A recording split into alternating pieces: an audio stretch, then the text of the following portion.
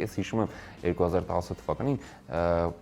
Վարդենիսում էի խաղերը նայում պապիկիս հետ ու մենք մի հատ կալենդար ունեինք, ամեն առավոտ հաշիվները թարմացնում էինք Պորտուգալիայի հավաքականը, որ պայքարից դուրս մնաց, դե Պորտուգալիայի հավաքականին էի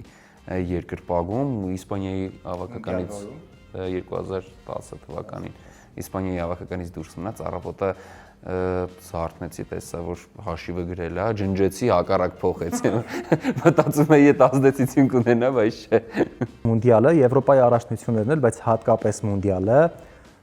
երեխաների համար ֆուտբոլ խաղին սիրահարվելու առաջին քայլն է, որտեղ դասեր չկան ամառային արդյունած ձմռանը մենք ունեցանք մունդիալ տարիներ առաջ, բայց ասոցացվում է նաև ամռան հետ։